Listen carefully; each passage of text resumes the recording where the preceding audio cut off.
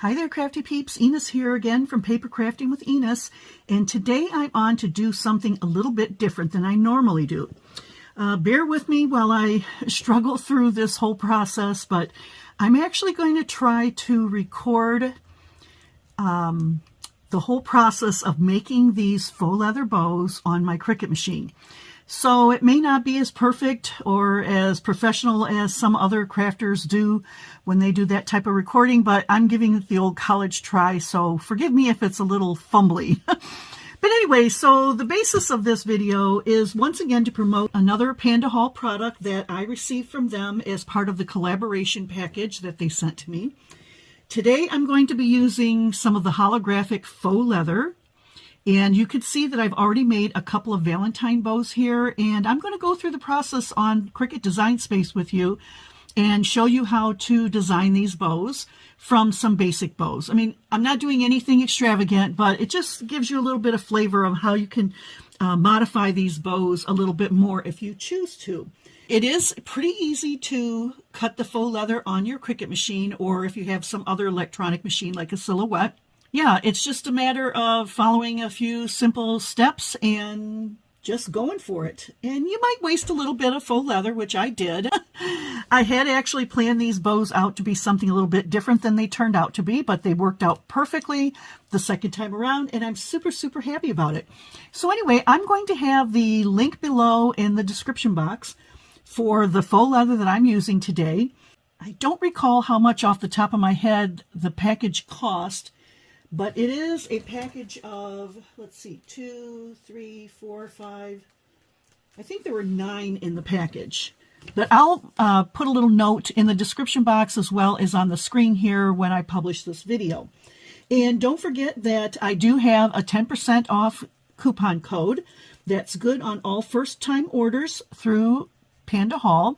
And if you register with them and place an order, I believe you're also eligible for some additional discounts and coupons, as well as maybe one of their exclusive PandaHall shopping bags, which are a really, really good size and sturdy shopping bag if you're interested in that. But anyway, my coupon code is YXYTBENIS. And like I said, that gets you 10% off your first order. So with that, I'm going to switch over to my computer and see if I can manage to show you how I'm doing this on Design Space.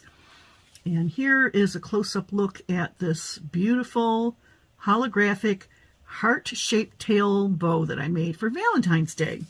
So let me put these aside and get on to my computer. So hold on just a moment. Okay, so here we are on Cricut Design Space, and you'll see that I have a blank canvas on the screen here. So what we're going to do is we're going to find a simple bow in the projects, and we're going to modify it a little bit to kind of make it into a Valentine bow. So I'm going to come to the menu on the left side of the screen and click Projects. Then in the search bar, I'm going to click and type in the word bow and hit the Enter key. There are a number of bows in here, but I know that I like this one, so I'm going to click on that. And then I'm going to edit a copy, and that will put the SVG files onto my canvas. And I know there's a lot of stuff in here I don't need, so I'm going to reduce this down. And I also know that there are a number of pieces up here I don't need. I do need a wraparound piece, a tail, and 2 loops. But I don't need this extra piece, and I don't need this extra piece. So what I'm going to do is use my right mouse click, and I'm going to select everything, come over to the right layers panel, and hit delete. So those are all gone. Okay? And I also know that this batch of SVGs are grouped together, so I'm going to click to select that, then come back to the layers panel and click ungroup to separate them. So I'm going to move these items off to the side, because what we're going to do right now is we're going to work on the tail. Okay, and then make this a little bit bigger so it's easier for us to see. Okay, and what I want to do is I want to change the shape of this tail so that it has the bumps from a heart. Okay, so I'm going to go into the shapes, click that, and select the heart. So here we have the heart, And I am going to rotate the heart 90 degrees. So I'm going to go to the top menu. In the rotate section, I'm going to highlight the 0, type in 90 and hit enter. And you see it changed it to a sideways heart. So now I need this heart and the tail to be comparable in size. I don't really want, I think this is too big. So what I'm going to do is I'm going to click on the tail and then I'm going to note the height of it. And it is 1.739. So I'm going to come to my heart and select that. And I'm going to change this to 1.739 and hit enter. And it reduced the size just a tiny bit, but it's just enough where I like it.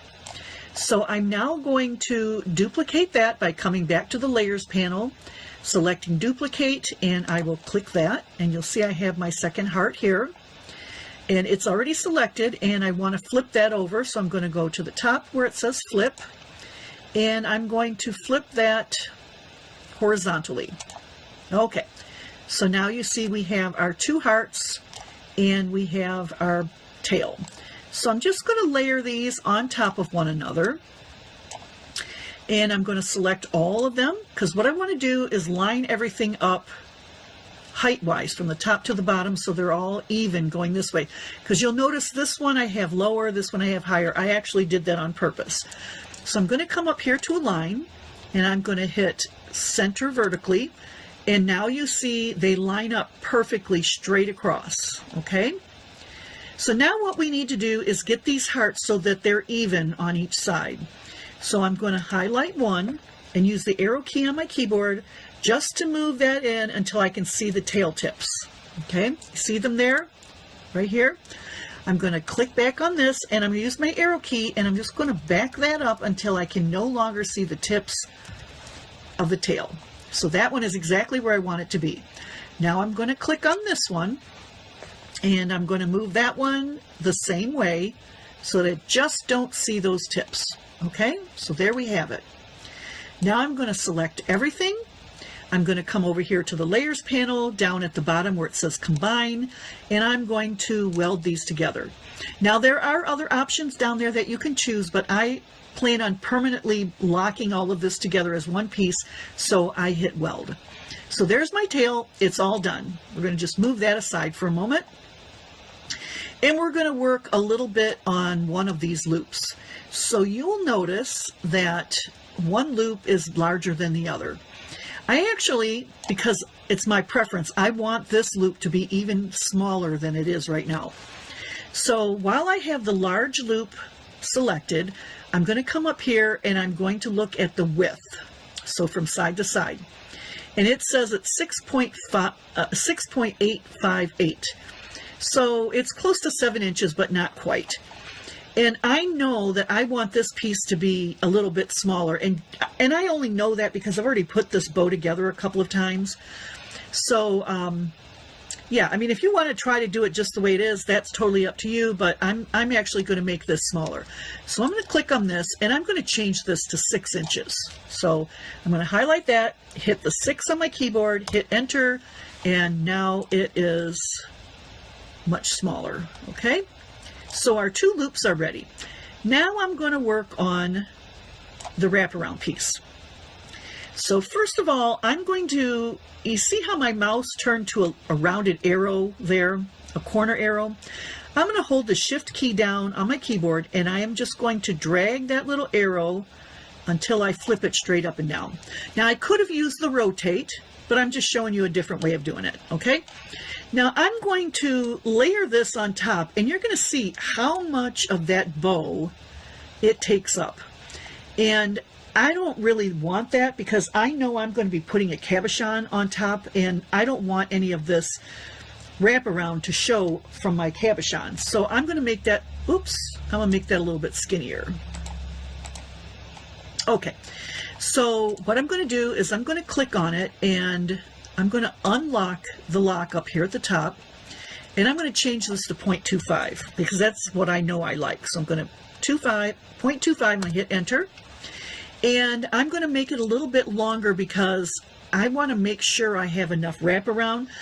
And it might work the way it is, but I don't want to take any chances of it being too short. You can always clip off the extra, but you can't do anything once it's too short, okay? You have to cut a whole new piece. So I'm going to change this 1.739. I'm going to make it 1.9. And I know I'm going to have to cut some off, but that's okay. So I'm going to relock that. And now all of my pieces are ready to go. So now I'm going to think about the color of each of these pieces. I would like my tail and my top loop to be the same color. So I could either click on here and then change this to whatever color I want, or I can put these together, select them, and attach them. So now whatever color I make this, it's going to be that color, okay? And when it goes on the mat, they're going to stay together, which is why I actually attached them, because that's what I want to happen.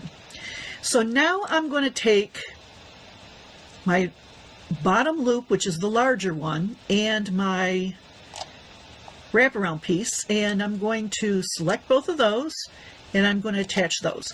And it really doesn't matter what color these are. I just want these to stay together and these to stay together. So now I have all of my pieces ready, and I'm going to click Make It, and we're going to go to the mat screen. Okay, so you will see I have two mats. I've got a green mat and I've got a purple one, and I'll just admit it, I'm a little bit lazy, and I'm going to move everything to one mat so that I don't have to load a second time, okay? So I'm going to click on the second mat. I'm going to click on the little dots here and say Move Object. Currently it's on this one, and you'll see it says current, and I want to move it to this one, so I'm going to click that one and hit confirm. And so now they're all on the same mat, okay? So I'm going to grab what I just added, and I'm going to move it down. Okay, so let me move this. I want to give it plenty of space. Well, actually, I'm going to move this way. Sorry about that. Okay, so now I've got them on the mat where I want them, and now I have to figure out how much material I need.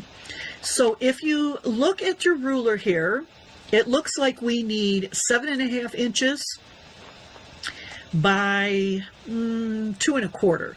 But just to be on the safe side, I think I'll cut my material 8 inches by either 2.5 or 3. So that'll be one color.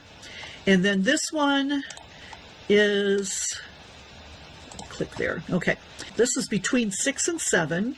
So it's like 6.25 by 1, 2, 3, 4. So I think that I'm going to cut this 4 by 6.5 or 4 by 7. Okay, so those will be my two materials. So now I'm going to click continue, and we are on the screen where we're going to check, set up our materials and other options. Okay. Now, I know that in my bookmarks, I don't have faux leather. If I did, I would just click on it, but I don't. So I'm going to go to Browse All Materials. In the search bar, I'm going to type in faux leather and hit enter. And here it is right here. So I'm going to click on that and hit done. And you'll see now it says base material is set to faux leather paper thin. Okay, and just because I think it works better, I'm going to change the pressure from default to more. You'll note that there should be no tool in clamp A, and clamp B should be your fine point blade. And it's ready for me to load my mat and press the load unload button. Okay, so with that, I'm going to switch back over to my cell phone and put my materials on the mat, and we'll get cutting on the Cricut machine. So hold on just a minute. Okay, so here I am back at my Cricut machine and my mat, and I've already got my materials on. And so let me just use my brayer, because you want to make sure that this is adhered very well to the mat. And some people actually do use blue painter's tape to adhere it, but this is a relatively new mat, so it's plenty sticky. Now I'm going to take my mat, put it in my machine, and you'll see there the load button is blinking, so I'm going to press that. And the mat goes right in. And now the Cricut start light is blinking. I'm going to press that. And now we'll just wait for it to cut.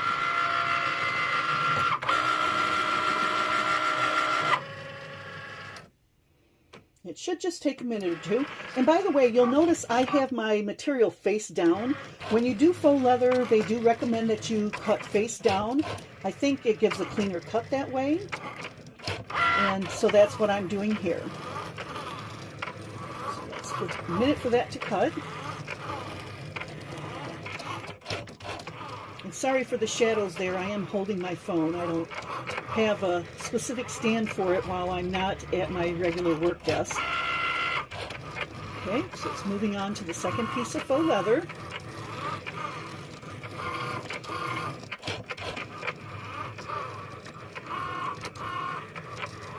Okay.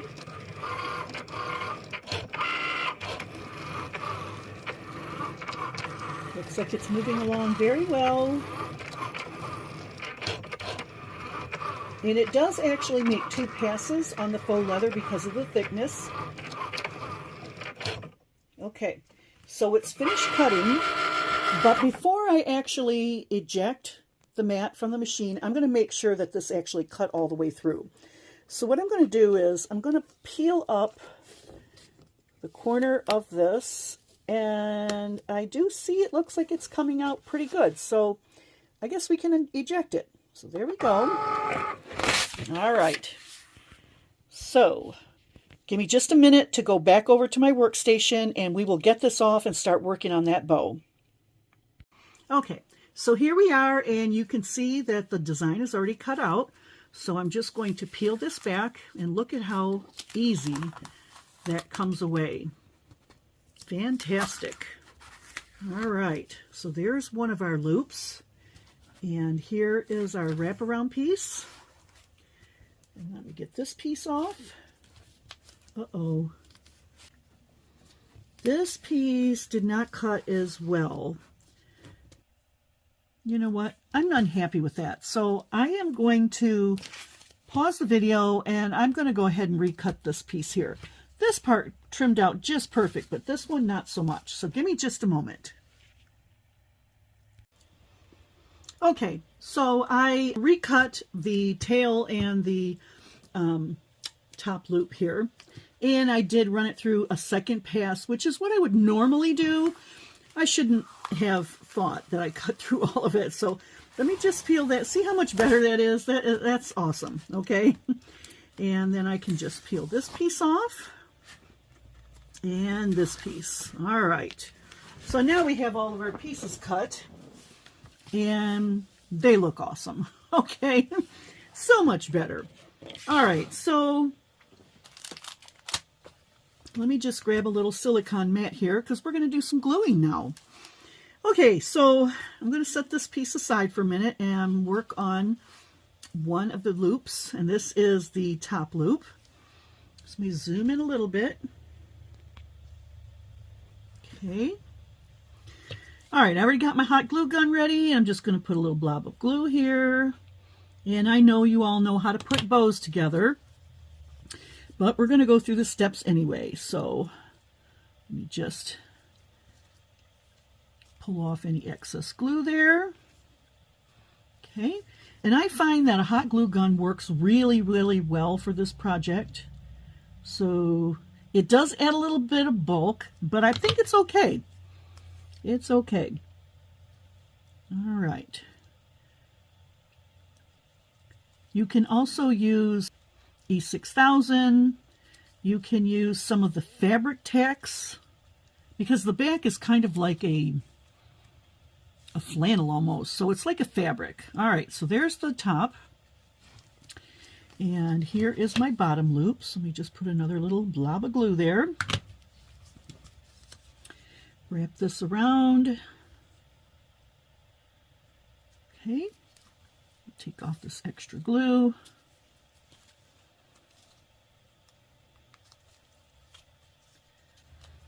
Okay, a little bit more glue for the last part.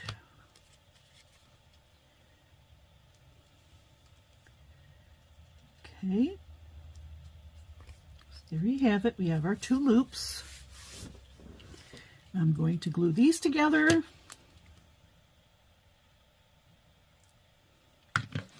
And I don't think it matters what order you glue these together, as long as you glue them together. Okay. So we've got those 2 pieces connected. Okay, looking good. And we have our tail here.